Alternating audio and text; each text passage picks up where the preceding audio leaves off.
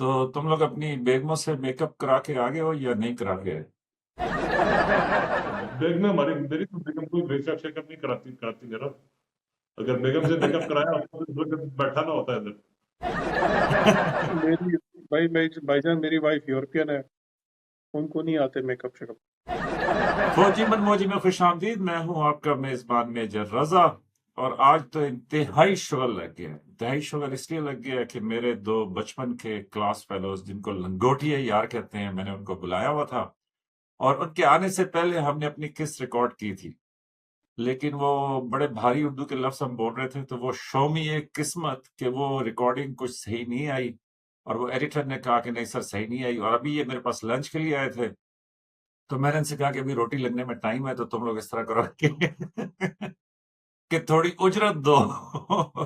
ठीक है, तो पहले काम फिर ताम। ठीक है, तो वेलकम टू द शो। मेरे साथ आज हैं group captain retired Mohammad Zubair, और साथ मेरे जो दूसरे गेस्ट हैं वो एक सिविलियन हैं, कॉर्पोरेट वर्ल्ड से इनका ताल्लुक है, आजकल चेक रिपब्लिक में होते हैं, एहसन असलम। तो आजकल बॉस, एक तो welcome to the show, thank you very much for coming. Thank you for inviting यार, एनी टाइम। अच्छा, बहुत शुक्रिया। बड़ा इन्होंने लंबा पॉज लेके जो है ना शुक्रिया अदा किया है, लेकिन ये क्लास फेलोज में इसी तरीके से होता है। तो एनीवेज, तो आजकल ना टिकटॉक की दुनिया है जनाब। तो यूट्यूब, टिकटॉक, शॉर्ट्स, रील्स, तो किसी के पास एक सेकंड नहीं है फालतू बात सुनने का। तो सबसे पहले शुरू करते हैं जुबैर तेरे उस किस्से से जो तूने सुनाया था, वो जो कैदी वाला किस्सा था। ठीक है, तो उससे शुरू करते हैं ताकि थोड़ा माहौल बने, और उसके बाद गप लगाते हैं। तो बहरहाल वो किस्सा यूं है कि जो पहले भी आपको सुनाया था उसमें हम लोग 99 में कारगिल वाले उसमें डिप्लॉय हुए सिंध में। गर्मी का मौसम था बहरहाल, लेकिन हमारे साथ वहाँ पे काफी सारे टेक्नीशियंस और वो सारे थे। हमने अपना इक्विपमेंट वगैरह लगाया वहाँ पर एक जगह पे, और इक्विपमेंट लगा के उसके बाद उसको कॉर्डन ऑफ किया। फिर हमारे साथ उसकी सिक्योरिटी के लिए डीएसटी गार्ड्स थे। डीएसटी गार्ड्स होते हैं जो ये एक स्पेशल फोर्स है लड़ा से, जो सिक्योरिटी के लिए होती है। वो लोग नॉर्मली आर्मी यूनिफॉर्म ही पहनते हैं, उसी तरह का खाकी यूनिफॉर्म होता है उनका। तो वो लोग उधर हमारी सिक्योरिटी के लिए थे, वो भी उधर थे। वहां पर हमारे टेक्नीशियन सारे वो उन्होंने पहना होता था कवर और डांगरी होती थी। तो वो बहरहाल वहां पे हम लोग ने अपना काम शाम शुरू कर दिया। उन्होंने सिक्योरिटी संभाल ली बाहर वाली साइड पे। अब हम्म। गन्स उनके पास होती थी क्योंकि वो सिक्योरिटी पे थे, बाकी कोई वेपन कैरी नहीं करता था उनमें से। हम्म। तो वो कुछ दिन बाद हमें पता, ऑब्जर्व किया कि वो जो सिक्योरिटी वाले थे, डीएसपी वाले, उनका कैंप थोड़ा सा बाहर करके था, टेंट शेट लगाए हुए थे उन्होंने वहां पे। हम्म। तो साथ में गोट था, बाकी दूर दूर तक कोई आबादी नहीं थी।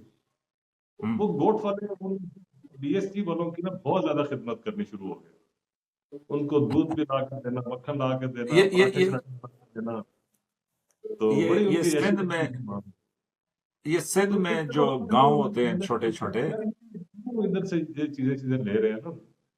तो वो उस बंदे ने कहा सर मैं पता करके आपको बताता हूँ। ड्राइवर था हमारा, वो सिंधी सिंधी हम्म। जानता था। उसने कहा सर मैं आपको पता करके बताता हूँ कि ये क्या हो क्या रहा है ना, ये क्यों।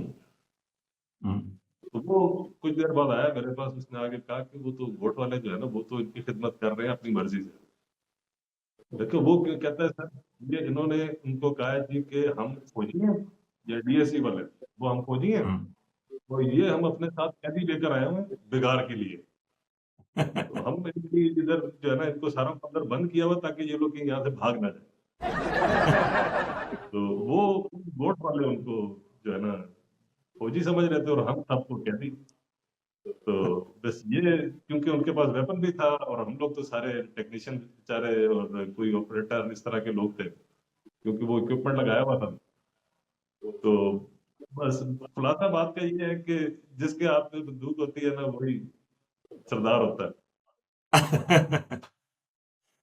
तो उनके लिए कि जिन्होंने किस्सा थोड़ा सा सही ना समझाओ, तो वो जुबैर जो है वो ये कह रहा था कि जी, सिंध में गोट कहते हैं गांव को या छोटे से देहात को। तो वो उधर जो है जो डीएसजी वाला सिपाही था उसने बताया हुआ था कि ये जो एयरफोर्स वाले हैं, ज़ाहिर है एयरफोर्स वाले वो सब्ज रंग की डांगरी पहनते हैं, राइट?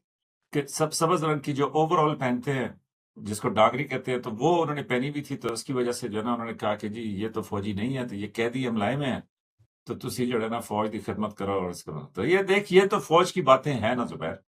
मतलब फौज की ये बातें जो है ना वो हमारी जो जिंदगी गुजरी है फौज में, ये खट्टी मीठी बातें जो है ना, ये इनको ही हम बैठ के सोच सोच के कई दफा एंजॉय करते हैं, कई दफा तेरे जैसे दोस्तों के साथ जो है ना उनको सुना के और उनके किस्से, और जितनी दफा भी हम सुना हमें ऐसे लगता है कि हम पहली दफा सुना रहे हैं। तो ये फौजी गप्पे ही है ना जी, जिसकी वजह से ये जिंदगी, फौजी अपनी जिंदगी गुजारता है ना, वरना जहां जहां जाके वो बैठता है वहां पे सोचने वाली बात है कि वो बैठता क्या है।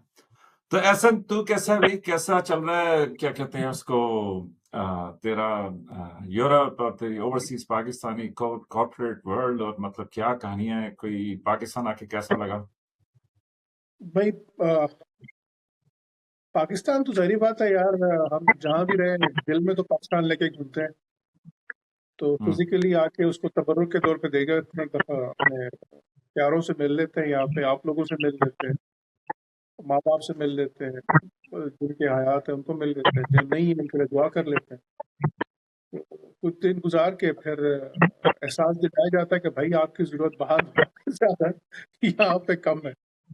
तो हम फिर चले जाते हैं वहाँ पे अपनी जो हमने अपनी एक रूटीन सेट की हुई है, रोजगार की, हालात की, वाकयात की, घर बनाया हुआ है। जाहिर बात है जहाँ हम्म। पे बीवी बच्चे होते हैं, जहाँ रोजगार होता है, जिंदगी भी फिर वहीं पे मिल होती है। तो यूरोप हम्म। इटसेल्फ तो एक निज़ाम है, वो चल रहा है, उसको वो चला रहे हैं, they strictly adhere to it, means वो स्ट्रिक्टली उसको फॉलो करते हैं, सिस्टम की हम्म। रिस्पेक्ट करते हैं।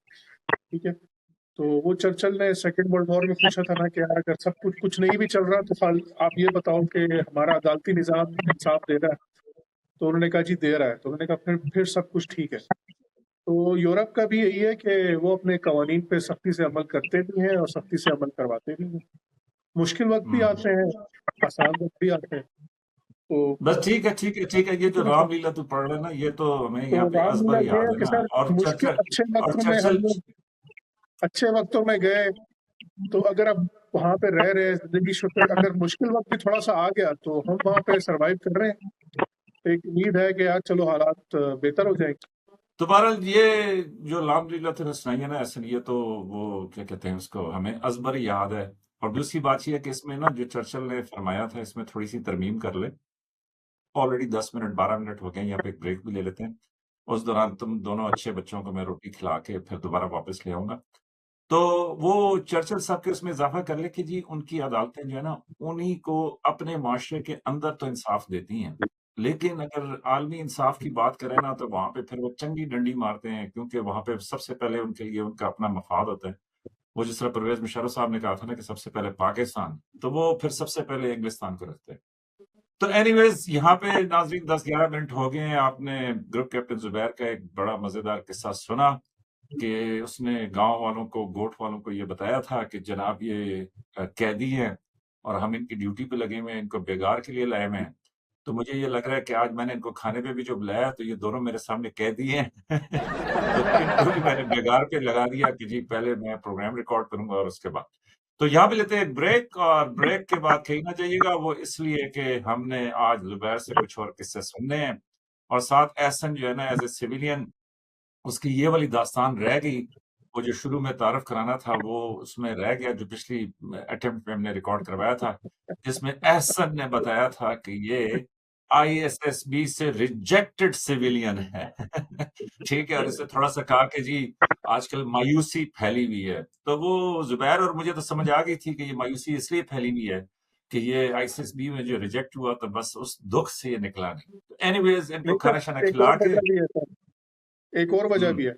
एक तो आइस हुँ। ट्वाइस रिजेक्टेड, दूसरा हमने कभी रिटायर नहीं हाँ, रिटायर नहीं होना। तो हम जो है वो रिटायर वाली बात जो है ना, वो इनको समझ नहीं आएगी। तो खाने के बाद हम आपको बताएँगे कि सिविलियन कभी रिटायर नहीं होता, और फौजी जो रिटायर होता है, उसके साथ ये फौज वाले क्या करते हैं। तो ब्रेक के बाद कहीं ना जाइएगा, देखते रहिए फौजी मनमोजी।